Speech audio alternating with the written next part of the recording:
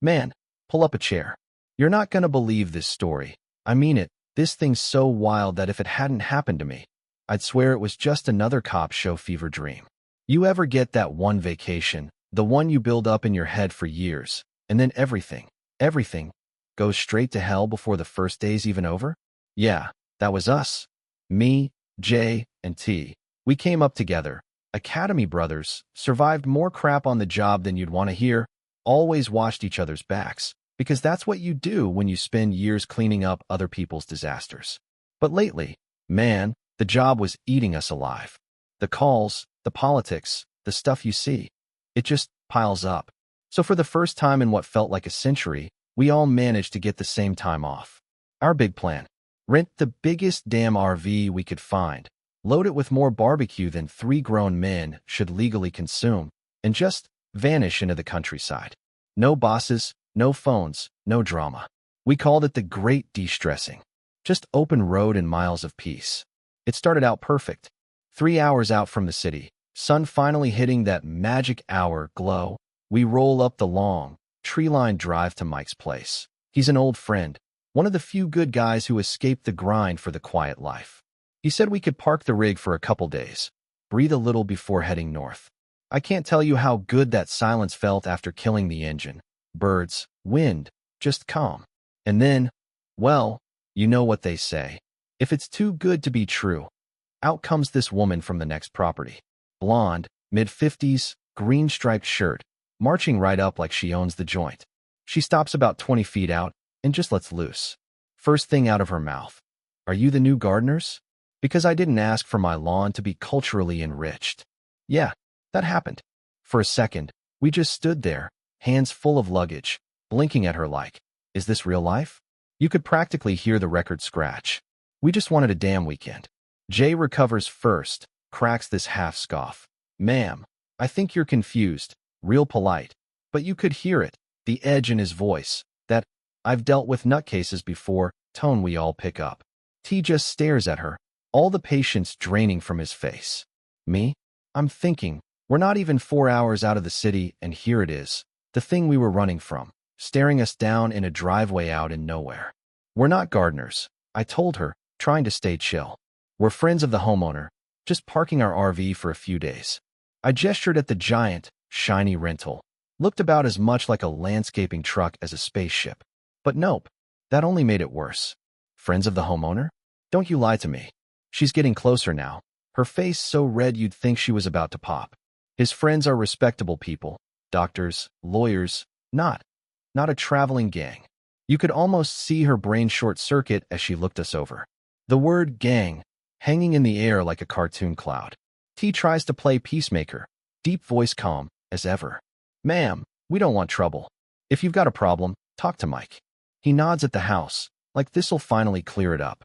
Instead, she acts like he's just threatened to burn the place down.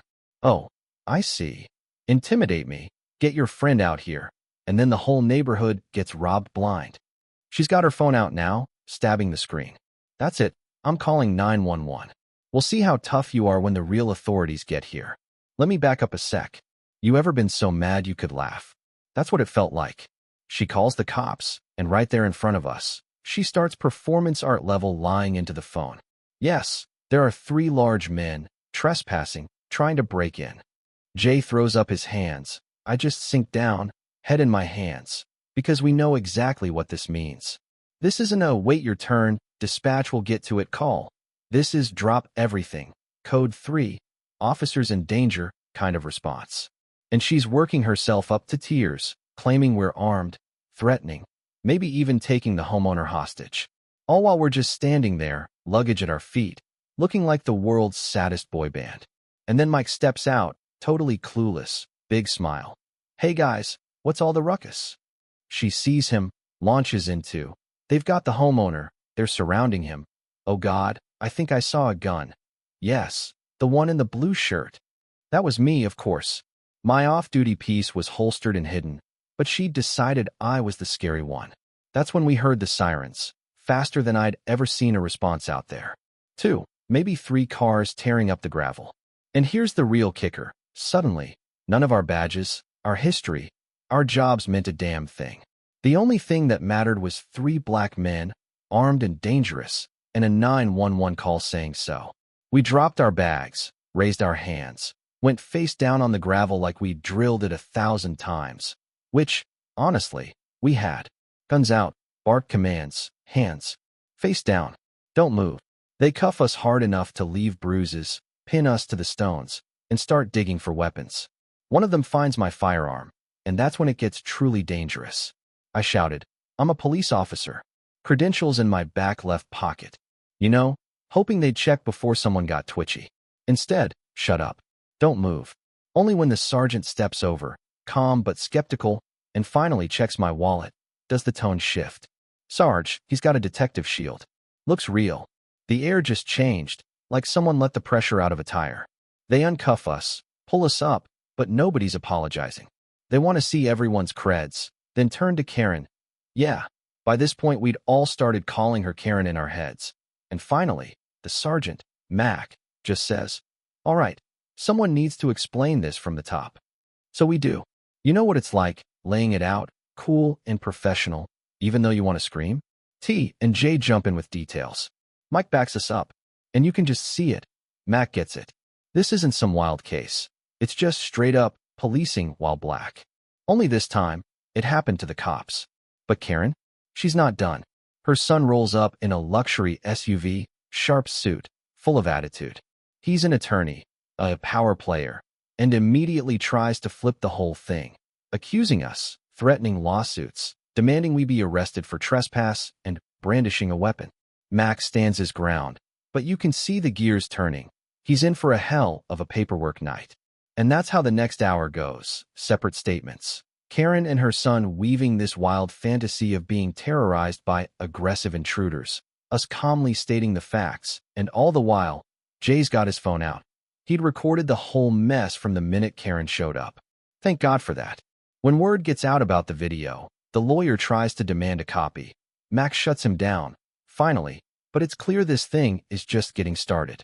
Eventually, the scene breaks up. Karen and her son head out, but not before filing a formal complaint against us. Internal affairs, desk duty, the whole nightmare. We just trudge inside, dead silent. Mike pours us whiskey, and we sit there, numb, knowing everything we'd worked for was about to get run through the ringer. And then the story hits the local blog, a headline that would make your blood boil. Off-duty city cops in armed standoff with local grandmother. They post the worst possible picture, grainy, out of context, us looking huge and menacing. Jay's phone lights up. Everyone we know is texting. What the hell happened? The lawyer's playing the media, smearing us before the facts even have a chance. Next thing, we're sitting in IA interviews, separate rooms, cold faces, endless questions, every answer twisted to make us look bad. Why did you engage with her? Why didn't you leave? They're looking for any reason to hang this on us, to make the complaint go away quietly. Finally, I drop the bomb. We have a video. It shows everything. Now they're interested, but I can tell they want an exit, not justice. Days drag on. We're ghosts, off duty, can't work, can't even talk about the case. Then a courier delivers the knockout punch. Karen's son files a civil suit, millions in damages, all built on the same lies. It's meant to ruin us, both in the court of law and the court of public opinion. Our union rep, Sal, old school, crusty, takes one look and goes, "We're not just going to defend, we're going to go on the offensive. Countersuit for defamation, false report, malicious prosecution. We're going to make them regret ever hearing your names." Jay's digital skills dig up a gold mine. Karen's years of racist 911 calls, always unfounded, always targeting black and brown folks. The lawyer's son, it turns out, is at the center of a gentrification scam. Drive down property values with fake crime waves, then swoop in and buy cheap. We weren't random, we were targets. The depositions are brutal. The lawyer's team tries to pick us apart, but the truth doesn't crack. When it's Karen's turn, our attorney, Ms. Davies, takes her apart, brick by brick, her history, her lies, the video played right there on the screen. When confronted with her own face screaming, Karen has no answer, and her whole case crumbles. By then, the other side wants a settlement, but we're not backing down. Apology letters, public retraction, donation to charity, full dismissal of their suit. They have no choice. They fold. The blog prints a retraction. The department clears us. T gets his promotion. J gets poached by the cybercrimes unit. And me?